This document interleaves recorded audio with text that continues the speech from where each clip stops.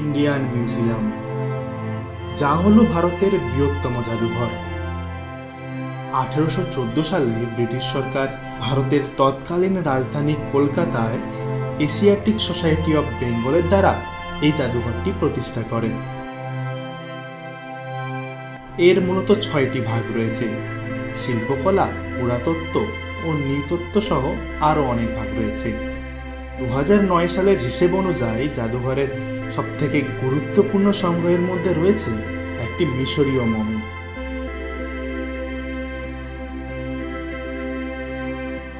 আজকে আমি এই ভিডিওতে আপনাদেরকে জানাবো কিভাবে আপনারা এই জাদুঘরে আসবেন, জাদুঘরের টিকিট মূল্য কি আছে, টাইমিং কি আছে, সাথে আরও নানান তথ্য।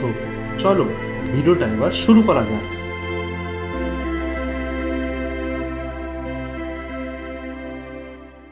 নমস্কার, ব্লগ উইথ এক্সপ্লোরার চ্যানেলে আপনাদের সবাইকে স্বাগত। আজকে আমরা যাচ্ছি ইন্ডিয়ান মিউজিয়ামে। তো এখানকার টিকিট কত, টাইমিং কি আছে এবং কি কি ভেতরে আছে সব তথ্য থাকছে এই ভিডিওতে। তো চলো ভেতরে যাওয়া যাক। যদি হাওড়া থেকে আসেন তাহলে সবথেকে বেস্ট উপায় হচ্ছে মেট্রো ধরে চলে আসুন পার্ক স্ট্রিট মেট্রো স্টেশনে। স্টেশনের 1 নম্বর গেট থেকে বাইরে বেরিয়ে এলেই দেখতে পেয়ে যাবেন মিউজিয়ামটি।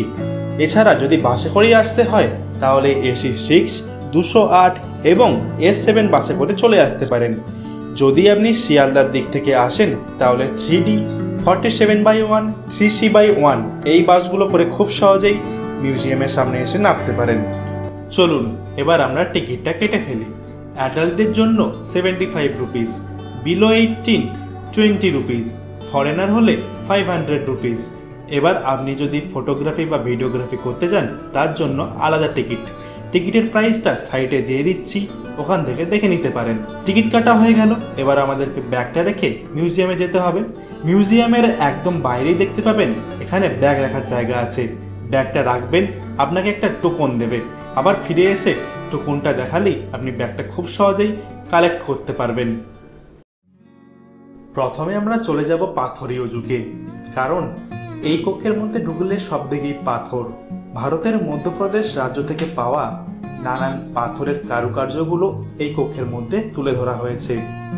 এই কক্ষের মধ্যে সবাই প্রথমে ঢুকলে একটু অবাকই হবেন, কারণ পাথরের গায়ে এত নিখুঁতভাবে কারুকার্যগুলো ফুটিয়ে তুলেছে তা অস্বাভাবিক। চারিদিকেই পাথরে ভর্তি।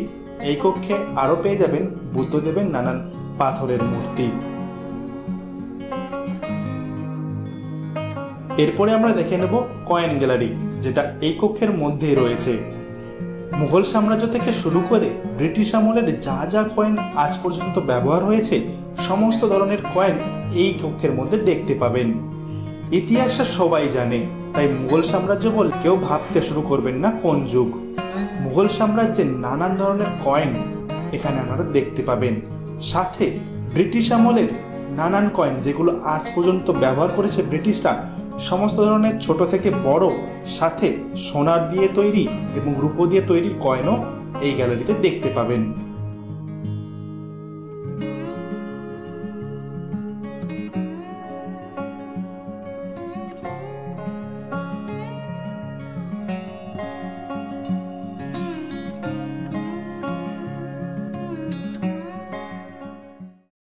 এরপর চলে এলাম হিউম্যান রেভলিউশন কক্ষে।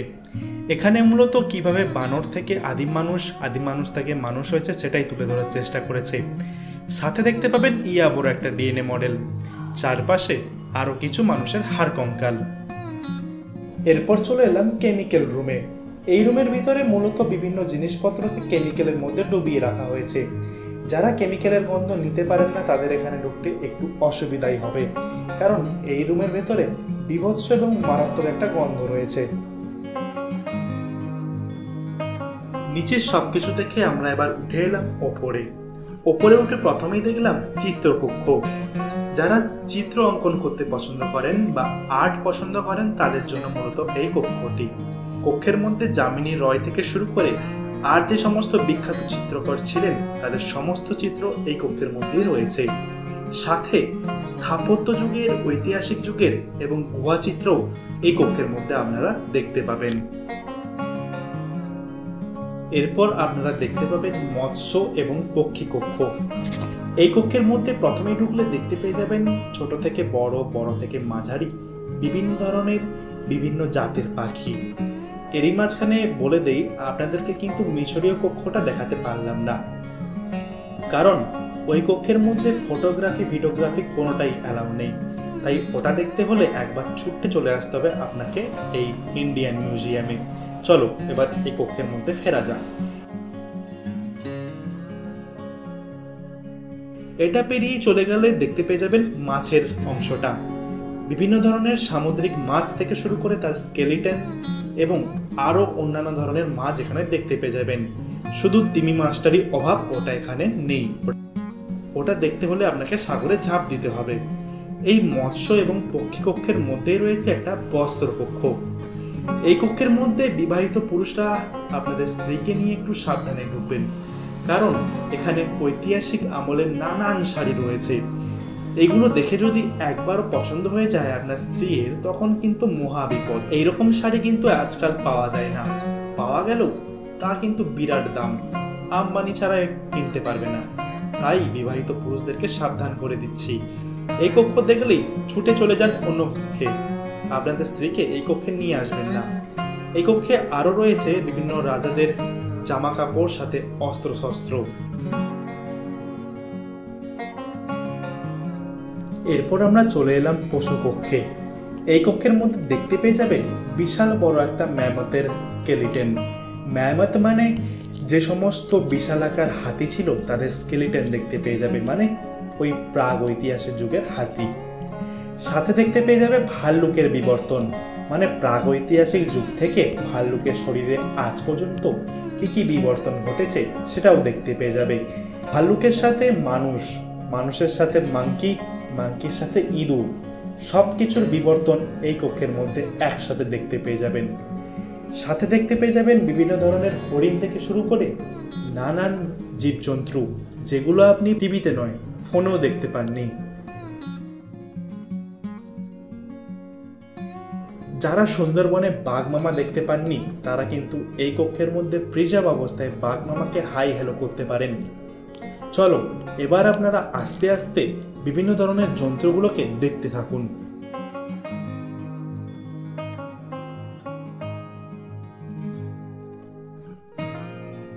এরপর আমরা চলে এলাম একদম সর্বশেষ খনিজ কক্ষে। এই কক্ষে নানান ধরনের খনিজ পদার্থ দেখতে পেয়ে যাবে। যারা ফিজিক্স বইয়ের পিরিয়ডিক টেবিল মনে রাখতে পারেননি, তাদের কিন্তু এই কক্ষে এসে লাভ নেই, কারণ সেই সমস্ত খনিজ পদার্থই এই কক্ষে আপনারা দেখতে পাবেন।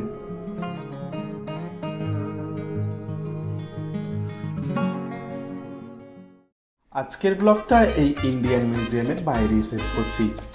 আরও এরকম ইনফরমেটিভ ভিডিও দেখার জন্য আমাদের এই চ্যানেলটিকে সাবস্ক্রাইব করে রাখতে পারেন। চলুন আবার দেখা হচ্ছে পরের ব্লগে। Till then, bye by.